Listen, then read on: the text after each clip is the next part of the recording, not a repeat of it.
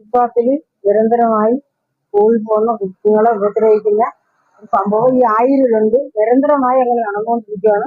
അതിന് വേണ്ടുന്ന ഒരു നടപടി സർക്കാർ എടുക്കണമെന്ന് കൊല്ലം ആയൂരിൽ സാമൂഹ്യ വിരുദ്ധന്മാരെ കൊണ്ട് പൊറുതിമുട്ടി പൊതുജനവും വ്യാപാരികളും. നിരവധി തവണയാണ് ഫുട്പാത്തുകളിൽ കൂടി നടന്നുപോയ കോളേജ് വിദ്യാർത്ഥികൾ ഉൾപ്പെടെയുള്ളവരെ പ്രായം പോലും നോക്കാതെ ശാരീരികമായും ലൈംഗികപരമായും ഉപദ്രവിക്കുന്ന സംഭവങ്ങൾ റിപ്പോർട്ട് ചെയ്തിരിക്കുന്നത്.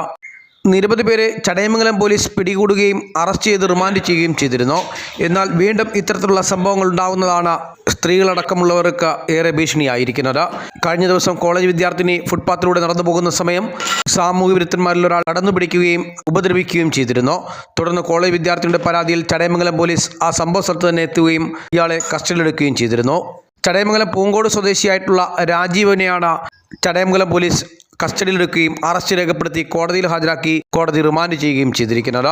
ഇത്തരത്തിൽ പലതരത്തിലുള്ള സാമൂഹ്യ വിരുദ്ധന്മാരാണ് ആയൂർ പട്ടണത്തിന്റെ ഇരു സൈഡിലുമുള്ള ഫുട്പാത്തുകളും മറ്റും കയ്യേറി സാമൂഹ്യ വിരുദ്ധ പ്രവർത്തനം നടത്തിവരുന്നത്.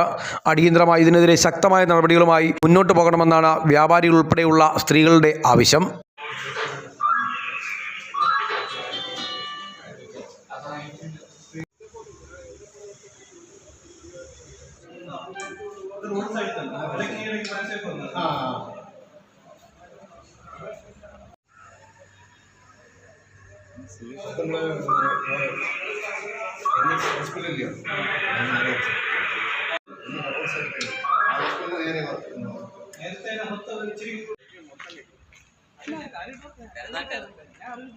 കുറെ നാളുകളായി ആയൂരിൽ ദൗർഭാഗ്യകരമായ സംഭവങ്ങളാണ് അരങ്ങേറുന്നത്.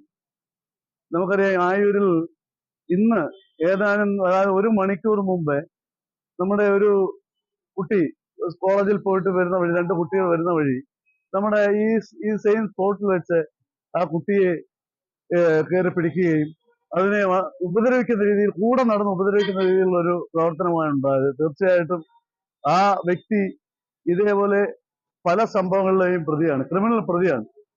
ഈ പ്രതി കഴിഞ്ഞ ഒരു 3 മാസം മുമ്പ് നമ്മുടെ DP ബേക്കറിയുടെ ഇടയിലുള്ള കുറേ സ്ഥലമുണ്ട്, അവിടെ ബ്ലേഡ് കൊണ്ട് ഒരാളെ ആക്രമിക്കുകയും അയാളുടെ വെയിൻ മുറിഞ്ഞ് ബ്ലഡ് കോട്ടായി വലിയ ഒരു സംഭവം ഉണ്ടാക്കിയ ഒരു പ്രതിയാണ് ഇന്ന് ഈ സംഭവത്തിൽ അരങ്ങേറിയിരിക്കുന്നത്. കേരളത്തിന് മാനൂസ് ആയൂർ.